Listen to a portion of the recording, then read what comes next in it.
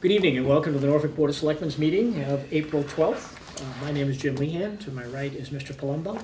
My left is Mr. Hathaway, and to his left is Susan Jacobson. We're going to move most of our agenda items to our meeting, which is in almost just a little over a week. This coming Monday, the 23rd, I believe, is our next meeting. Mr. Bugby, our chair, got unexpectedly delayed in New York. I think someone learned that he was a Boston Red Sox fan and they wouldn't let him on the plane, as best I can tell. But it was unanticipated, and we want a full board for a number of the things that we have to deal with. So we will have a very lengthy meeting on the 23rd. But we will be brief this evening. So I want to remind everybody that this meeting is being both audio and videotaped. We do not have a flag here, unfortunately. So we will have to forego the Pledge of Allegiance. Mr. Hathaway, if you'll read the agenda, sir. Certainly. We are going to report of the warrants. We have 3 action items, which we can go over in a minute. And we were going to, I think most of the discussion items, the budget, the warrant has been posted, so I don't think we need to really discuss that too much tonight. And then we have, there's a projection from the Norfolk Public Schools for their enrollment in your packet. And then I believe Mr. Lehan wanted to give us an update on the KP budget and the teachers' negotiations. And we have acceptance of minutes for March 26th. Okay, thank you very much, sir. We have a motion. Do I have a motion to approve the warrants? So moved. I will second. Warrant is at $327,218 for the amount of $684,058.07. Any further discussion? All in favor? Aye. Aye. Mr. Hathaway. As you may or may not know, unfortunately, Jill's Market in Delhi, up at 65 Holbrook Street, has left the building. So they're unfortunately no longer in business. So we need to have a vote to revoke their retail packaged goods license to sell wine and malt beverages. Do I have a motion? Yes, so moved. Unfortunately, regrettably. Indeed, regrettably. We have too many small businesses closing. Further discussion? All in favor? Aye. Aye.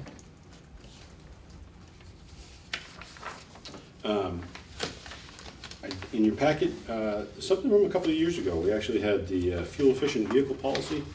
And it's part of the green, one of the steps towards becoming a green community. And as you all know, we've adopted the stretch code.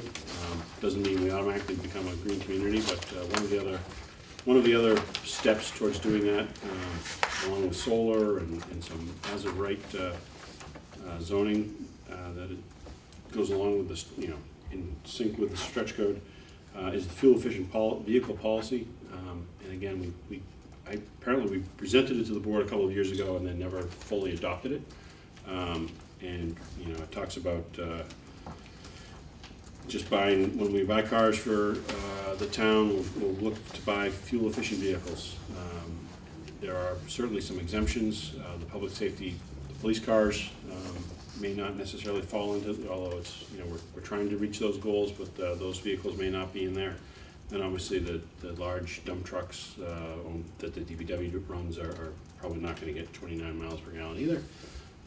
But the cars that we purchase for the building department, assessors, any other administrative vehicles, it would be our goal to have them purchased using this policy, which is put out by the state and adopted by quite a few towns. So I would ask that you would either consider this maybe for the next meeting, or if you're comfortable with it tonight, just adopt it as presented. Your pleasure, sir. So, I mean, there's no mandate in terms of the timing on replacement. It's just strictly when the vehicle is replaced. Correct. The one place where it would cost us money up front a little bit probably is the policy does not allow you to hand down vehicles, if you will. So, we have tried to get away from it, but I will tell you that we're not 100% away from the fact that we have a police Crown Vic. Usually they're administrative cars, but they're still Crown Vics. Right now we have several of them in place. One by the cleaning woman who goes around to all the buildings. One by the IT director as he's going around to the different buildings. So we wouldn't be able to hand down those if obviously it was a fuel efficient vehicle, we could do it, but if we have any of these, the old police cars, you can't hand down to the administrative departments. I see that here, That would cost us a little bit. Obviously, it would save us money on the fuel consumption. And I think we've got enough of those vehicles now that we could probably develop a program that says, we have the building commissioner for one would have a car that might get rolled down to the assistant inspector. That type of, so I don't think it's a major hurdle to overcome. But that is kind of the one place where it would cost us maybe a little bit upfront money rather than saving, keeping an old Crown Vic on the road.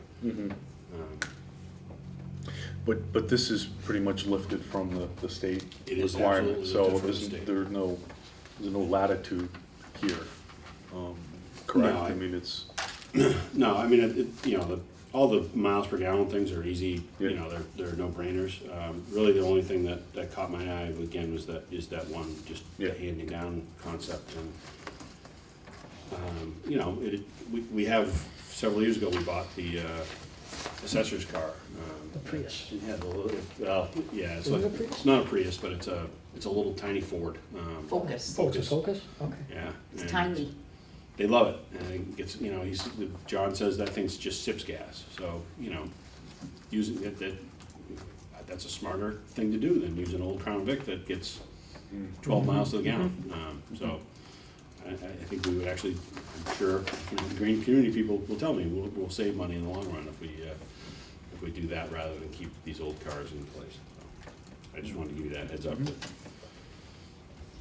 and in terms of the section about exemptions, in bold, the police and fire department administrative vehicles are not exempt and must meet fuel, but those are strictly the administrative vehicles. Correct. Just for clarity, so, okay. All right, no, I'm fine with it moving ahead, so I'll make the motion to approve the fuel efficient vehicle policy dated April 10th, 2018. I will second. Further discussion? All in favor? Aye. Aye. And just for the record, I will amend that the selectmen approval date on the copy you have says April 10th, but since we changed our meeting to April 12th, we'll amend that to be April 12th.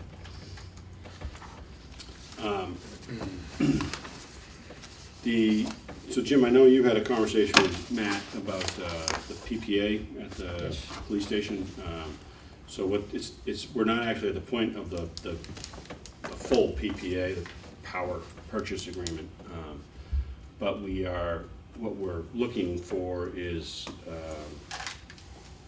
for the town to commit to the solar company and this is one of the ones on the state purchase, state buying, combis, sorry. So they've already been approved, so we don't have to go out and procure their services. We just have to commit to them that we are interested in this program.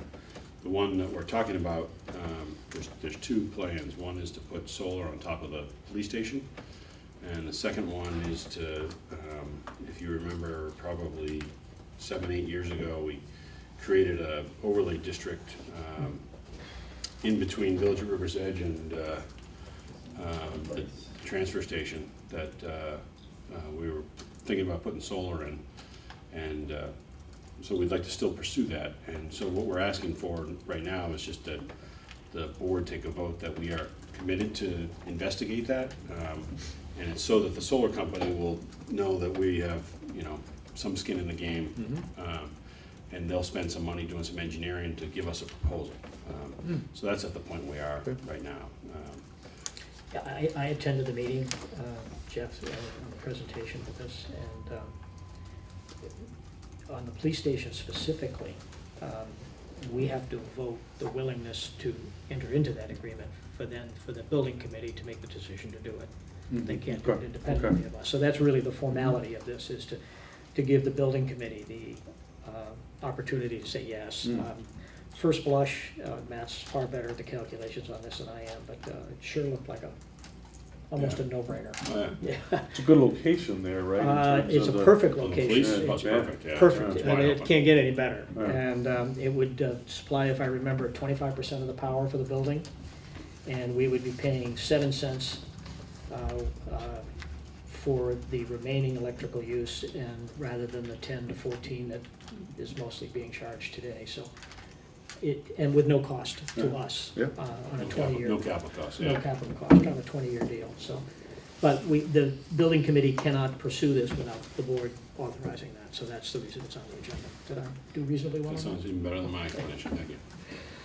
So I can make a motion to approve the PPA at the new police station? I think approve pursuing a PPA. Approve pursuing the PPA at the new police station. So Would it be appropriate to add and to empower the building committee to enter into the appropriate agreement? I believe that would sound, Is that agreeable? so move. Did you get that? Okay. I'll second. Further discussion? All in favor? Aye. so the budget, we are still, working on the budget. Todd and I haven't spent much time together the last week or so, I don't have a lot of progress on it, that I know of. I'm sure he's making progress behind the scenes, but we're still $300,000 or so out of, in the red. But as of the last time we spoke, we had some ideas how to cut that, so we're moving forward. As I s- Oh, I mean, we're meeting with the advisory board on the 25th, I think. Yeah, next Wednesday. Week from next Wednesday. Yeah, well, Yeah. yeah, So, yes. Next week's the I'm- 18th. yeah. I'm Right. going the 18th and then. so the yeah. 23rd, we will go through the budget in great detail.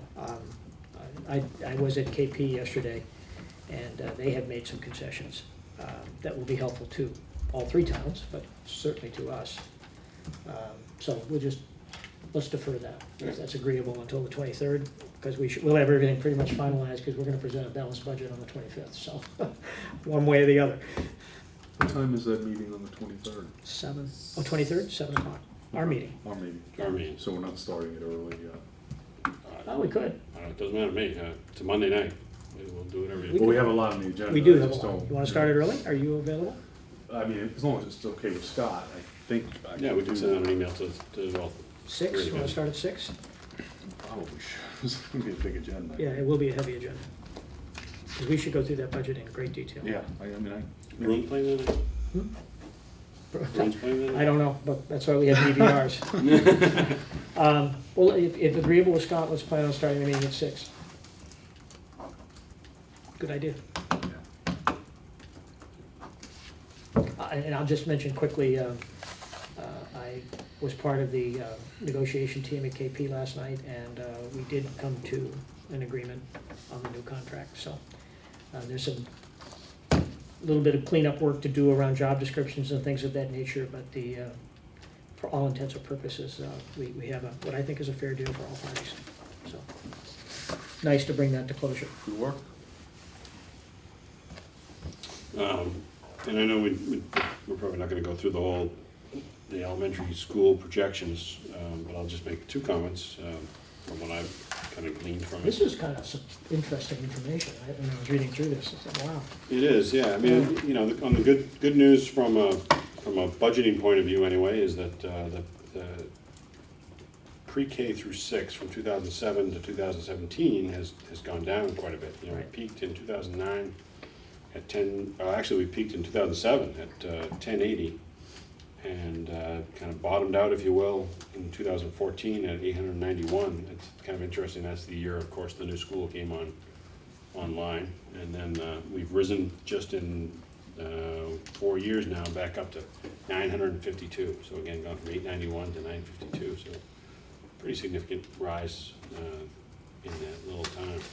So this was brought about because Dr. Lardy, Ingrid, has had some concerns about their enrollment the next couple of years, and the fact that they're running out of space. So the bad news of this projection anyway is that, you know, it looks like we're going to continue to grow, according to this, in the schools up until I guess 2025, when we kind of peak, if I read this right. Now there's a lot of assumptions in here about, you know, they took a lot of the projects that are in one stage of permitting or another. You know, obviously some of them are just the 40Bs that have been proposed, and you know, we don't know if these are all going to come into fruition. So, and also obviously you don't, you know, and it talks about it in the report, you don't know when the economy, you know, at any time the economy we could go into another real estate challenging time, and those projections could drop dramatically. But so I kind of look at this as a worst case scenario. But certainly, if all of this came together, we'd have some challenges in the classrooms. Yeah. I mean, it was interesting. I mean, I know back in the late '80s, we had close to 1,200 students in the school system. Yeah. When I was on the school committee, which is the reason we built the H. Holmes Day School, because we ran out of space. But when I read through this, a little bit of contradiction, because you know, they're saying that Massachusetts is going to have a significant drop between 2013 and 2025, as is the state, and that the southern states are showing the increase in population where the northern states are not, and yet Norfolk is projected to be above the norm. Yeah, I think this is kind of a worst case scenario, and you know, we've all seen, just in the 15 years I've been doing this, we've seen at times we were concerned because there were a lot of proposals, and then some of those stalled for 8-10 years. You know, It's good data. This Yeah. is really good data. A lot of, I mean, the growth is in the lower grades.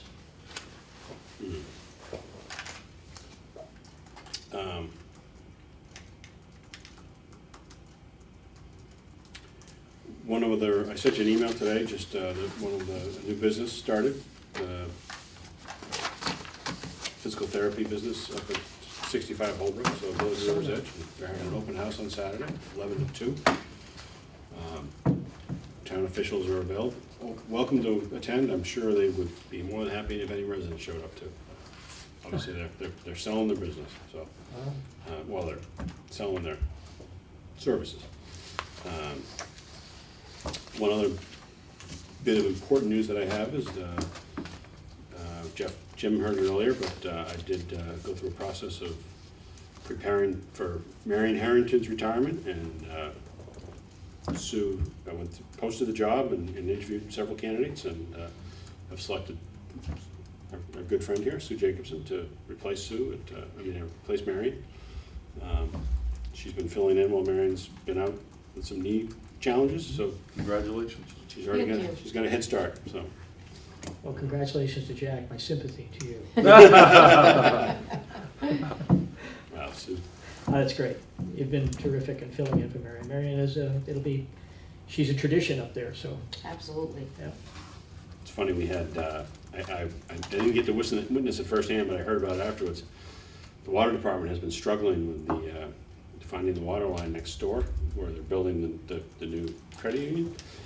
And You mean a hookup on the street? well, they couldn't even find the records of going back 30 years for Wonder if there is a the hookup. property. Well, so Al Finney, the assistant foreman, came over and said, Marion, because Marion grew up there, the house next door, but her grandparents were right in the corner where they're lowering it right now. Said, Marion, can you give me any clue? Did they have water there? We can't even find that address in the water records. And Marion pointed out that used to be North Street. North Street used to go through where the library is now, the new part of the library. Right. Right. So So she had the number, I think it was 22 North Street or something like that, was the old address for that property. And they found So it? they went back and oh They yeah, found we it? got that one. They found the water line, they were all excited, they were. You have bigger shoes to fill than you thought. I have her on speed dial when she goes. You've got some history to pick up on, haven't you? How about Oh, that? that's pretty cool. She was excited to help too. You Yeah. could tell that she Oh, was well, that's pretty really, neat. Yeah. excited that she had the information. So That's cool. it was fun. You want to mention our meeting coming up next Wednesday, or you want to hold off on that? I Sure. don't mean to be. No, all right, we're gonna meet with the Bob Cronin from real estate. I'm tired, I can't remember the name of the firm right now, but Bob called and said he would like to come over with some of the craft group and meet with some local officials. So Rich and Bob and I are gonna meet. Jim's gonna join us. Hopefully somebody from the planning board will be able to join us. They're gonna talk about what the craft group is going to put in as a proposal to the archdiocese. They haven't, no deal's done yet, but, so the craft But group it's is, looking good. craft group is putting together their proposal for what they wanna do in that. And this is for property. the revolution. Unless Unless they've obviously, changed. unless they've Unless changed their they've mind, changed, but yeah. last we knew, they were talking about making that like kind of like the Revolution's home and the practice facility. fields, Yeah, and when they told us that, and they wanted to put some parking there, for that purpose, we were hoping they would juice it up a little bit, put some more taxable structures there, so hopefully they're coming back with some good news for us. And, But the good news is it certainly looks like something is going to happen there now. yeah, and there could be some, they were interested in pursuing some residential component, as well, which might help us one way or another, so that's, So it's all good. Yeah, the last time they came in, the representatives of the Southwood Committee were invited to participate, right? Each of the members, isn't that how that was handled? No. No. You and I were there. I was in the audience. Yeah. Yeah, and I may attend, but I'll sit in the audience, so I mean, we won't create a quorum there. I don't think, it was pretty much the same group, I think. that was John Welton, But that's planning board. yeah. and Yeah. then- Was Tom Gilbert there? I don't know if Tom was there. No, he was not there. That might have been just because of Yeah. the timing of it. Yeah. They had a number of people. Yeah. I mean, there were 3 or 4 of them. Maybe that's why it looked crowded at the table.